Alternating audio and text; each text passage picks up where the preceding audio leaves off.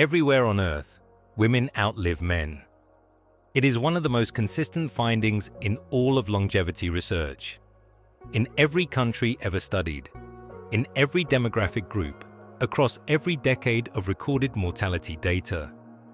The gap ranges from a few years to nearly a decade, depending on the population, the era, and the health system. Some researchers attribute it to hormonal differences, others to behavioral risk patterns, others to occupational hazards concentrated in male professions. The explanations vary. The pattern does not. Women live longer, men die earlier. This is, as far as the global epidemiological literature is concerned, a law.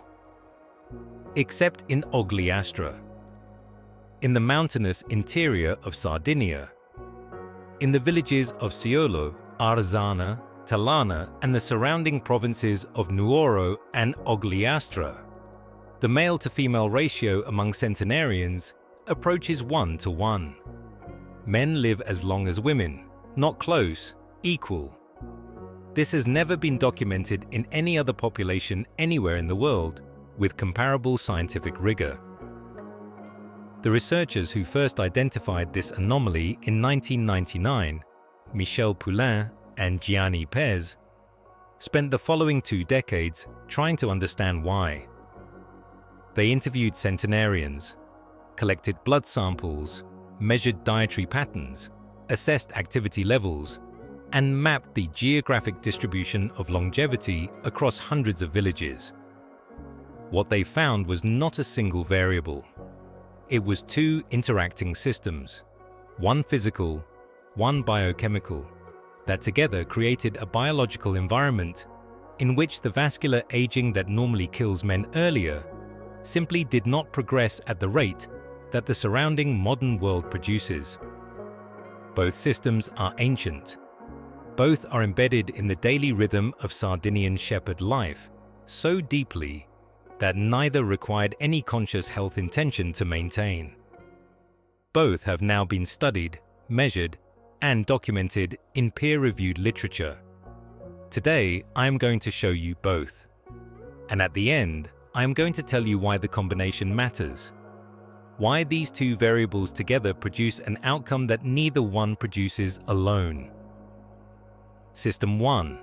The terrain. The Sardinian shepherds of Ogliastra did not exercise, they worked. Every morning the flocks needed moving. The pastures were not flat. The landscape of central Sardinia is one of the most rugged in the entire Mediterranean. Rocky limestone plateaus, steep mountain slopes, narrow paths carved into hillsides that no wheeled vehicle can navigate. Getting from the village to the grazing land and back required ascending and descending terrain that would challenge a trained hiker. The shepherds did this daily, not as a workout, as the unavoidable consequence of where the sheep needed to be. A scoping review published in 2022 measured the actual physical parameters of Sardinian shepherd activity. The data was precise. Shepherds covered an average of 12 to 13 kilometers per day over terrain with an average slope of 15%. Not flat walking, not treadmill walking. Steep uphill and downhill movement on irregular surfaces, maintained at low to moderate intensity throughout the entire working day, every day, across an entire lifetime. The cardiovascular distinction between flat walking and steep terrain walking is not cosmetic. The calf muscle pump activated by uphill movement produces venous return forces that flat walking cannot replicate. The blood is being pushed back toward the heart against gravity with every step, maintaining the cardiovascular conditioning that prevents the venous insufficiency and reduced cardiac output that accompany sedentary aging. The postural demands of navigating uneven rocky surfaces simultaneously maintain hip stability, balance, and the proprioceptive nervous system function that determines whether a 90-year-old can navigate their own kitchen safely. The resistance of incline walking loads the quadriceps, glutes, and posterior chain in ways that flat surfaces never demand, preserving the muscle mass that cardiovascular endurance alone cannot maintain. The data on non-agenarian Sardinians confirmed what the shepherd work would predict. Sardinians aged 90 and older averaged more than 12,000 steps per day for both men and women, without any structured exercise program, gym membership, or fitness protocol. They were simply living in a place that made sustained daily movement the unavoidable consequence of ordinary life. The terrain was doing the programming. The Blue Zone's research identified terrain steepness as an independent variable associated with male longevity in the Sardinian data, even after controlling for diet and other lifestyle factors. The hills were not incidental. They were load-bearing components of the longevity system. System 2.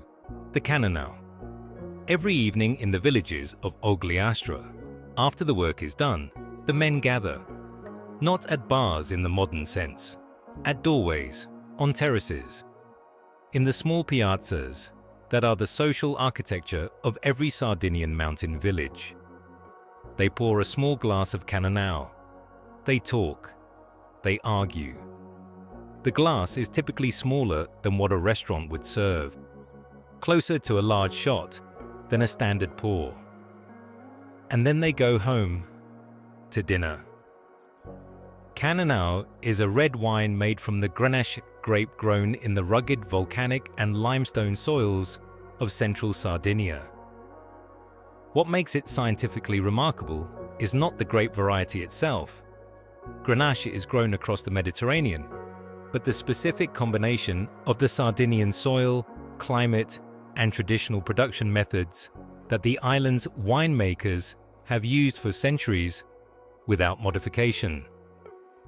In 2006, a research team led by Roger Corder published a study in Nature that identified prochonides as the principal vasoactive polyphenols in red wine. The finding was specific. Procyanidins, not resveratrol, not anthocyanins, not the general polyphenol fraction, were the primary compounds responsible for the vascular health effects that epidemiological research had been associating with red wine consumption for decades. And the wines with the highest procyanidin concentrations in the entire data set were from two regions, southwestern France and Sardinia. The Cannonau wines from the Nuoro province, the heart of the Ogliastra longevity cluster, showed procyanidin concentrations 2 to 3 times higher than most commercial red wines. The mechanism through which procyanidins protect vascular health runs through endothelin-1, a peptide that causes vasoconstriction and whose accumulation in arterial walls over decades drives the arterial stiffening that precedes cardiovascular disease. Procyanidins suppress endothelin-1 synthesis in endothelial cells. The cardiovascular system of men who have been consuming Cannonau in small daily amounts for 60 or 70 years was operating in a chronically lower endothelin-1 environment than men who had not. Before I continue, subscribe to Longevity Code. Every week we decode one longevity population, one system, one set of mechanisms. Always peer-reviewed, always practical, always something you can start this week. The social context matters as much as the chemistry. The Cannonau was consumed in small quantities. The Sardinian glass is significantly smaller than what most people would consider a standard serving, in the company of other men, after hours of physical work, before the evening meal. The alcohol arrived after the cardiovascular system had been activated and was in recovery from hours of terrain walking. It arrived alongside the parasympathetic shift that social gathering produces. Cortisol dropping, heart rate slowing, the HPA axis beginning its evening downregulation. It arrived before food rather than after, which moderates the absorption rate and blunts the glycemic response that larger evening alcohol consumption in sedentary individuals produces. The gathering itself functioned as a daily cortisol reset. The men of Ogliastra were not meeting to drink. They were meeting because that was what the village did at the end of every working day. The same social structure, the same faces, the same unscheduled conversation that constitutes the Moai equivalent of Sardinian mountain culture. The Cannonau was the beverage of that gathering, not the reason for it. Why the two systems work together. Terrain walking produces a specific cardiovascular load that flat walking cannot replicate. The heart adapts. The vessels maintain their elasticity under repeated gravitational demand. The venous system stays functional because the calf muscle pump is being activated hundreds of times daily against resistance. The musculoskeletal system preserves the hip and leg strength that sustains mobility into extreme old age. Cannonau prochonidians address the vascular interior independently. The endothelial cells lining the arteries receive daily prochinidin exposure that suppresses the endothelin-1 accumulation that stiffens vessel walls over decades. The arterial system that terrain walking is mechanically loading remains more elastic, more biochemically responsive, more capable of handling that cardiovascular demand without the blood pressure consequences that stiffened vessels produce in aging men who do the same amount of physical work. The two systems are not redundant.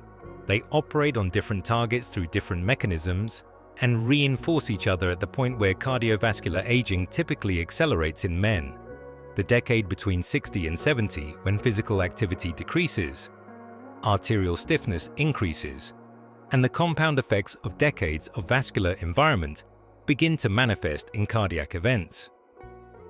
The shepherds of Ogliastra were still walking 12,000 steps a day at 90.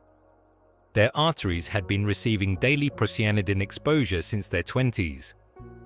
The cardiovascular load that their terrain imposed was meeting a vascular interior that the Cannonau had been maintaining for 60 or 70 years. The result was not exceptional cardiovascular fitness. It was simply the absence of the vascular degradation that accumulates everywhere else. The research on Sardinian male longevity consistently notes that the vascular profiles of elderly male centenarians in Ogliastra were remarkable not because of any single exceptional variable, but because of the absence of the arterial stiffening, the venous insufficiency, and the cardiac remodeling that accumulate in men who sit, consume processed food, and never walk steep terrain. The Sardinian men were not doing anything remarkable. They were doing the same unremarkable things every day. Walking to where the work was, coming home at sunset, pouring a small glass of wine with the neighbors, going to bed early because the flocks needed moving again at dawn. The uniqueness was the consistency. 12,000 steps on steep terrain, every day, for 70 years. A small glass of Cannonau at sunset, in company, before the evening meal, every day, for 60 years. The biology reflected what a lifetime of uninterrupted daily consistency produces when two complementary systems reinforce each other without interruption. There are no centenarians who started this at 65. The Sardinian data suggests the vascular protection accumulates slowly, continuously, across decades, and that the male longevity advantage in Ogliastra is the biological consequence of a lifestyle that was never interrupted long enough for the vascular degradation to initiate. Which of these two variables do you think matters more, the terrain walking or the Cannonau? Tell me in the comments. Subscribe to Longevity Code. Next week, another blue zone, another system, another daily rhythm that produced outcomes the most sophisticated wellness industry in human history is still trying to replicate. Always the science. Always something you can start this week.